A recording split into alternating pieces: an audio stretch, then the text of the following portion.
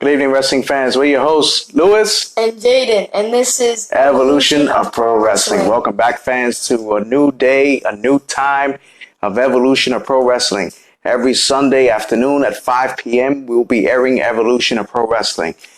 What a crazy week it's been in wrestling, Jaden. There's a lot of things we've been hearing since AEW is going to be debuting in TNT in October. Apparently, NXT is now going to be on USA Network on Wednesdays as well, which means I think we're going back to competition, and we're going to be having AEW against NXT on TNT every Wednesday. Sooner or later, WWE is going to be announcing the signing on cable TV. We're going to see how that's going to fold out, because NXT right now is a very hot product. But so is AEW. I'm not knocking AEW. AEW is an excellent promotion right now, the way everything's been going. But you know WWE, they always got something up their sleeve, especially when you got competition coming at you. It's going to be interesting. King of the Ring. Remember that event, King of the Ring, is actually coming back. They're going to have a tournament of a King of the Ring when a whole bunch of superstars are going to be going at it. You're going to be having guys like Cesaro and Samoa Joe, Kevin Owens and Samoa Joe, Ricochet, like a whole bunch of people are competing for the King of the Ring. So it's good they're bringing this tournament back. It gives the opportunity for someone to be the king of wrestling as well as go after the WWE champion or Universal champion. So we'll see how that's going to go. LAX, Latin American Exchange. They are completely done with Impact. They made their final appearance a couple of days ago. Where are they going to go? What's next for LAW? Who knows? Would they go to TNA Impact? Are they going to go to WWE? TNA Impact, I'm sorry. Are they going to go to AEW or WWE? Nobody knows. CM Punk had an altercation with a fan while he was calling an MMA show. Come on, man. Stick to being the commentator. Stop messing with the fans. And the fans, stop messing with people that know they can kick your ass. Come on. Stay in your lane. Just do what you need to do. Okay, don't egg nobody on. Don't do nothing like that. Stay where you need to be. Elias, new 24/7 champion. First, it was the Revivals that beat R-Truth for the title. They both pinned them, and then R-Truth won the title back, and then Elias took the title again. And then Drake Maverick tried to win the title in a concert in the locker room. It didn't happen. My man, stay with your wife. Stop trying to get that title. Come on. Yes. Boston and Philadelphia have been completely sold out for AEW on TNT. This pretty much shows something. If AEW is selling out already for their TNT show, they in it to win it. They in it in the competition, and they want to do what they got to do. So we're going to see how that's going to turn out. And they also going to defend the first ever AEW title defense on October 16th, the heavyweight championship. The heavyweight championship is going to happen. Last but not least, my favorite part of this week's wrestling, Sasha Banks returns to Monday Night Raw. Even though she kind of, I'm not sure if it's a botch, but it kind of happened. She hit Becky Lynch in the back of the head with a chair. I think it was a botch. I'm not sure. Somebody screwed up, but Becky took it like a champ.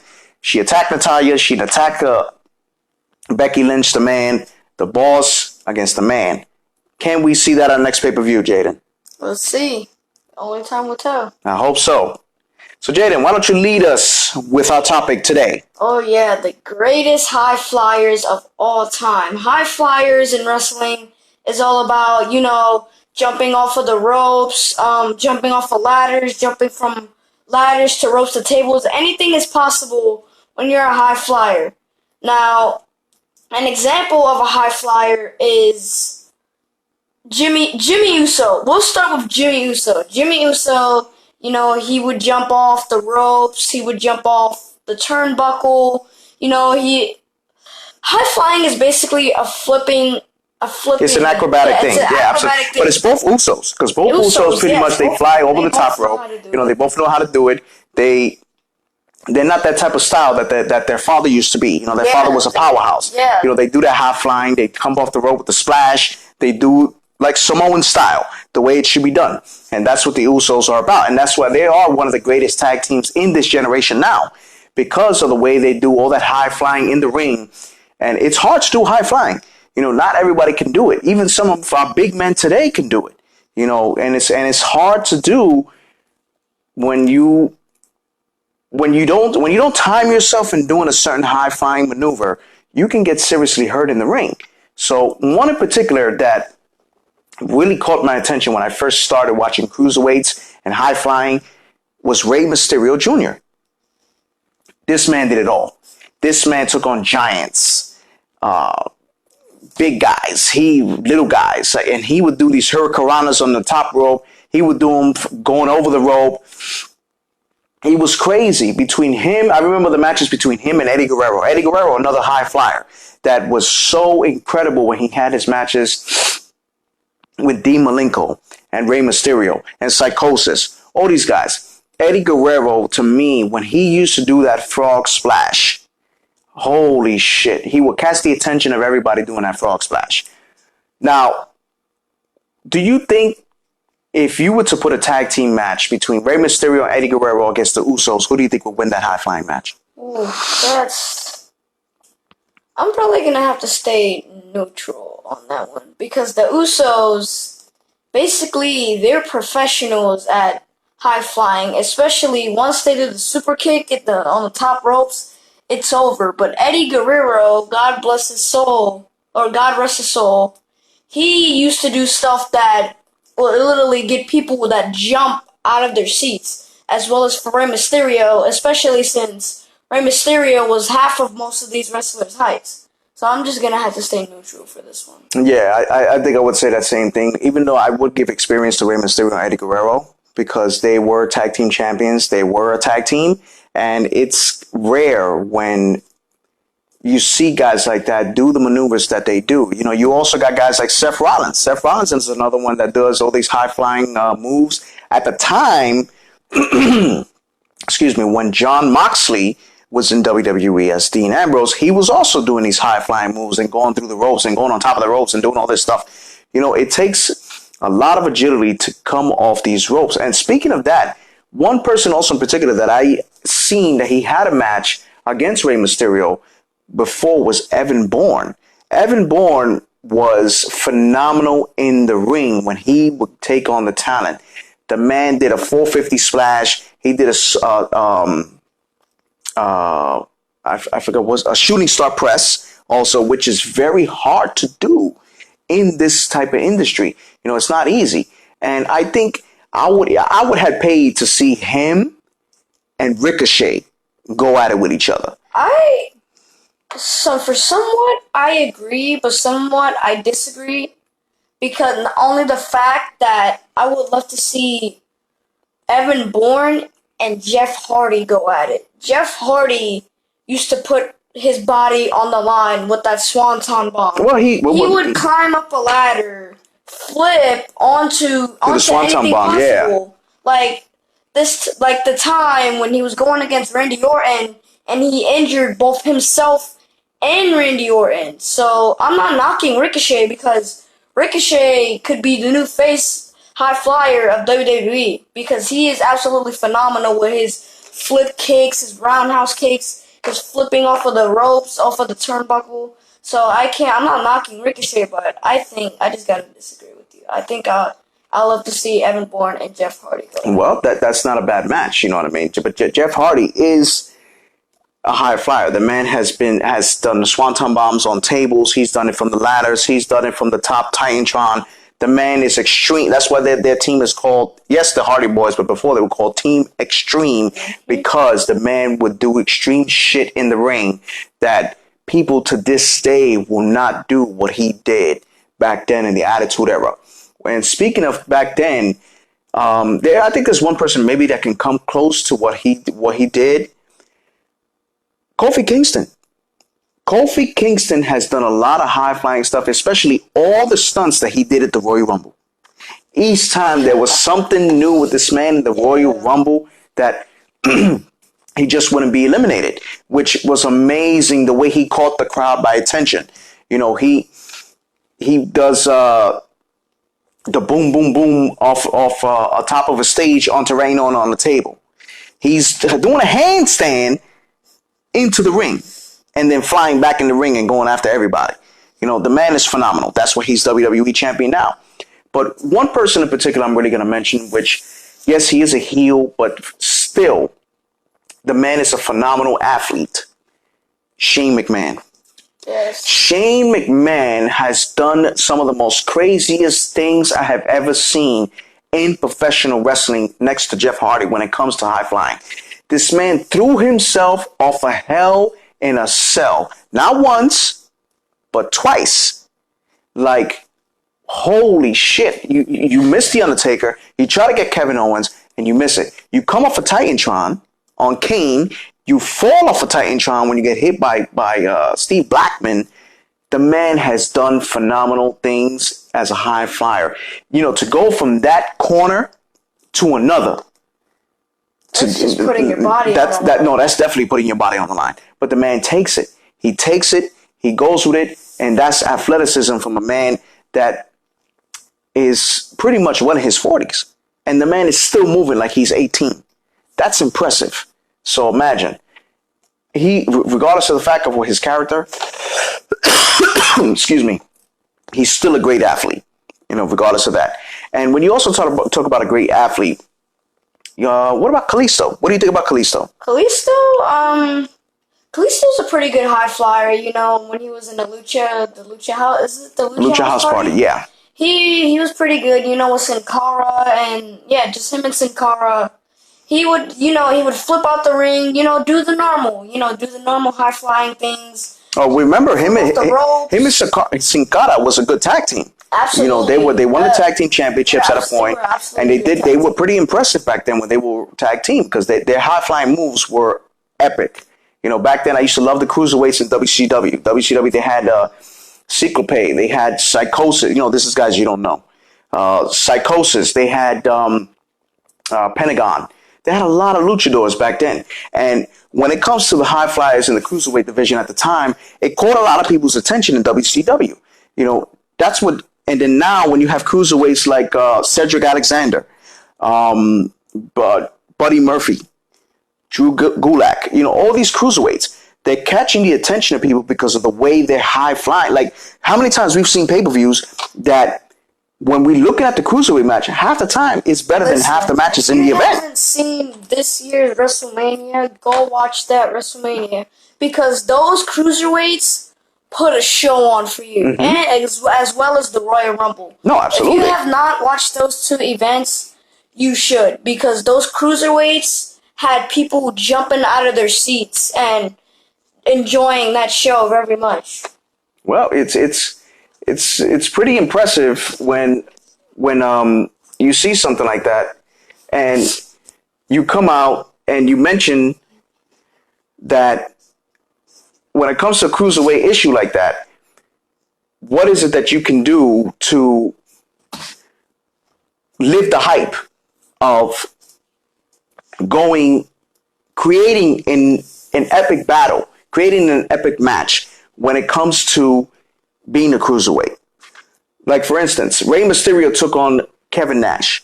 He took on The Big Show, Great Khali, and the man was still able to do moves that to this day people can't do.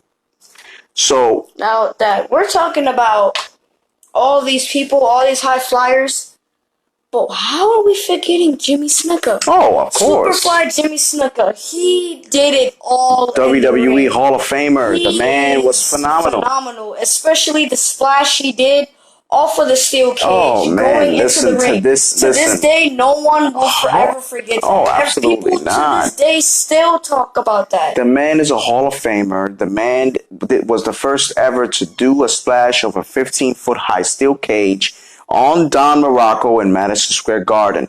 That right there turned me into a major fan of pretty much everything in professional wrestling. And you also have Lita. And we forgot about Lita. The women actually do well in professional wrestling, Lita was one of the greatest high flyers as a woman in the WWE. She did these hurricanranas. She would do what the men can do. You know what I mean? And it was pretty crazy when you saw stuff like that, when you came out, and it was amazing when you saw stuff like that, because a lot of people say that, oh, the women can't do what the men can do, that blah, blah, blah. Listen, there was a post that Roman Reigns put a long time ago.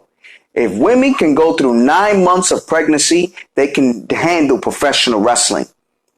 That's what I'm saying. You guys can't knock the women when it comes to certain stuff like that. So it was crazy when I used to see her do things. Also, back then, Shawn Michaels was another high flyer. When he was in the Rockers, they used to call the Rockers, him and Marty Jannetty. They were a tag team, but then Shawn Michaels went his separate way, became a phenomenal superstar, Hall of Famer, Mr. WrestleMania, the showstopper, the headliner, all those nicknames he got. You know what I mean? And you've seen him take on the best. John Cena, Triple H, Hulk Hogan, Randy Orton, and the list goes on and on. But there's one person in particular that I say it was super crazy. And I mean crazy. They used to call him the homicidal, suicidal person in extreme wrestling, Sabu. Oh my goodness. That man used to do so many acrobatic things, and it wasn't for the faint of heart. This man would put you through a table. He'll put you through barbed wire. He'll put you through a ladder. Through anything he can find. You see this man's scars on his body. It's like, what the hell did this man go through? Did he go through war? When people see that man, when he's about to do a stunt, a lot of people get scared because Sabu is that crazy. He will do anything in his power just to get his opponent down or get his opponent unconscious in some sort of way. Especially if you put this man in a hardcore match. If you put him in a hardcore match, there is no winning with Sabu. He will literally dig under the ring or find any weapon just to make sure his opponent will not get off of the ground. No, absolutely. And when you talk about his opponents, one of his opponents was Rob Van Dam. Those two were actually bitter rivals at a point in ECW until they actually joined forces with Bill Alfonso and made a name for themselves. But RVD is another one.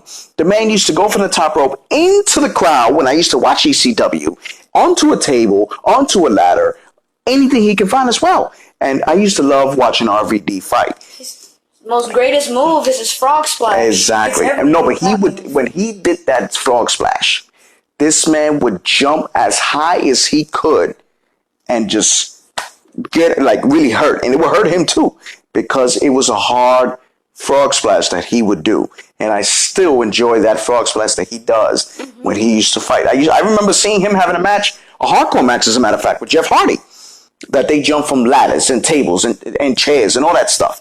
And these guys really went to freaking war. That match today still stands as one of the extreme moments in WWE history. And when you also talk about extreme, John Morrison. Oh, yeah. John Morrison was pretty extreme when he was in the WWE. He did some epic acrobatics things. This man, the way he trained, when he used to warm up, he would go jumping over forklifts and this and jumping over that. I mean, this guy's a ninja. Like, what the hell is he doing?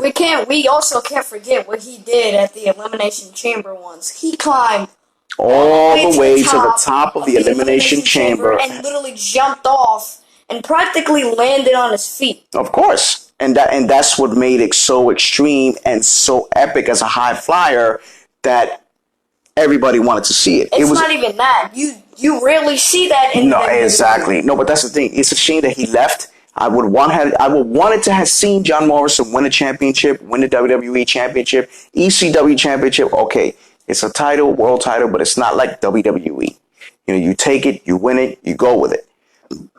Excuse me. And speaking of that, and speaking of high flyers, we cannot forget AJ Styles. Oh, yeah. AJ Styles with that flying elbow, also that flying tilt-a-whirl splash. The man is also, he's called phenomenal for a reason. The phenomenal AJ Styles. The man can do it all. The man wrestled in Impact Wrestling for many years. wrestled in Japan, came to WWE and made a name for himself exactly with that acrobatic style that he has. And he still uses it. He still does it. And it's crazy that he still hasn't fought in the likes of Aleister Black. Aleister Black is another one that I love seeing that man compete as a high flyer. Same thing with Ali. Ali is another high flyer who is back. Use these men as high flyers. Put a match against them. Put them in matches. We can't forget about Finn Balor. Oh, Finn Balor. absolutely not. That coup de grace, the thing that he does. Gets everyone. Looking at that shit hurts. It hurts. Just looking at it hurts, and I could tell it hurts. He doesn't. So whoever says wrestling fake, it's not. He doesn't land on you in the stomach. He doesn't land on you on the legs. He lands. Exactly. No, and that's what I'm saying. That people say, "Oh, wrestling's fake." No. It's scripted, yes, but the hazards are real. They take the hits. It hurts. The hits hurt. I wouldn't want to be in the ring. These guys going through these tables, getting thrown off the Hell in the Cells, going through the announce tables, getting hit with chairs. This is not fake. Like, these guys are actually literally putting their bodies on the line. And when you talk about putting bodies on the line, one person that used to do a lot of high flying that used to put his body on the line, the late great Brian Pillman. Brian Pillman. Not too many people know about him. You don't know about him, Jaden, in your time. He was a famous wrestler in WCW. The man was phenomenal in the ring. The man used to do certain things in the ring that people today still can't do. The man used to flip over the rope. He would do a moonsault over the rope. Like, he would do some crazy shit in that ring. That's why they used to call him Flying Brian Pillman. That was his nickname because he used to fly like he was a 747 airplane going at people like it wasn't no joke. That's what people fail to understand. And I wish to this day, if he was still wrestling, I would pay to see him fight Jeff Hardy. Those two just going at it. You know what I mean? These two are phenomenal. They're great. All these people are great wrestlers. All these guys are high flyers. All these guys do what they need to do. And I enjoy watching them. The cruiserweights, I enjoy watching them. You know, at one point, it's Tozawa. Am I saying that? Akira Tozawa. There you go. He's a hell of a high flyer. Ooh, yeah. When we saw his match one time at the Royal Rumble and other events, that man caught the attention of the crowd. And it was amazing the way it happened. He won the cruiserweight title at one point. It was incredible. It was really incredible when you saw him in the ring. The same way at a point when he was in WWE. What's his name? I totally forgot his name. He was a cruiserweight. He was the king of the cruiserweights. Hideo Itami? No, not Hideo Itami. I forgot what his name. They call him Pac-Man now. Pac-Man. I can't remember his name right now, fans. I'm sorry. They called him Pac-Man. He was in WWE. He was the king of the cruiserweights, and the man was phenomenal in the ring. One person which I say was kind of a disgrace to the high flying situation in the cruiserweights, Enzo Amore. I'm sorry. The man had the mic talk. He had whatever, but high flying, no, don't do it to yourself. Like, it was just. I mean, I think he did better than the Hurricane. The Hurricane. No. But the Hurricane was a high flyer. I mean, at a point, he was the high flyer. I give him that. He was Gregory Helms in WCW. He was a Hurricane. Shane Helms. He believe me, he actually was a high flyer when I used to see his matches. WWE, I didn't see him do any of that. That's why I used to see his matches. Don't get me wrong. He was a good wrestler at the time, but I just never. I think he could have did better with him. Absolutely right. I think they could have did better with the Hurricane. Well, you know who they could have did better with, like, say somewhat to like maybe U.S. title, Intercontinental title, Shelton Benjamin. Oh yeah. Shelton Benjamin have the athleticism to be a champion like that. The man was phenomenal. The man did some acrobatic things when he was with the World's Greatest Tag Team with Charlie Haas. Those two were a hell of a tag team as high flyers. And when you mention high flyers, you also have guys like the Islanders, Haku and Tonga Tong. You had what's the other tag team called? The Killer Bees, Jumpin' Jim Brunzell and I just forgot his name. Well, one of them was Jumpin' Jim Brunzell. Oh, Brian Blair and Jumpin' Jim Brunzell. These guys also were high flyers in WWE at the time when they were called the Killer Bees. There were a lot of high flyers back then in the WWE that I can't name off the top of my head, but when you see a match of that altitude, that magnitude, I should say, of high flying battle, it's going to catch the attention of the crowd. So it catches our attention when we watch it, especially when we've seen a few cruiserweight matches. You know what I mean? But it's going to be crazy. It's going to be crazy to see what comes out of these characters next of AJ Styles, Jeff Hardy, Finn Balor, Ricochet, which I love watching Ricochet fight, Aleister Black, Ali. All these guys I want to see in the ring against each other. All these guys I want to see compete against each other. I want to see Ricochet against Aleister Black in a match. I guarantee you there'll be a whole bunch of high flying in that damn match. It would be epic. So, but wrestling fans, our time is up. My partner here is going to lead you into the next topic of next Sunday. Go ahead, Jaden. It's going to be the greatest underdogs in professional wrestling. Tell them about it, Jaden. It's going to be the greatest underdogs of all time. You don't want to miss it. Be sure to tune in for next week's show. Now, Jaden, when you meaning underdogs, what is underdogs meaning to the fans? An underdog is basically a person that was doubted in the wrestling, that they never thought they would make it to the big leagues, or never thought they would have a title or have anything good in the WWE. So we're going to be talking about the greatest underdogs to ever wrestle. No, absolutely. The greatest underdogs to wrestle. Also, when it comes to underdogs, this also means that people that never thought they can win, people that never thought they can win matches against certain people, that they doubted them each and every time. And we're going to discuss that next Sunday at 5 p.m., which is our new start time and daytime. As always, fans, follow us on Twitter, YouTube, Instagram, and Facebook. We're right here in our nice shirts, as you can see.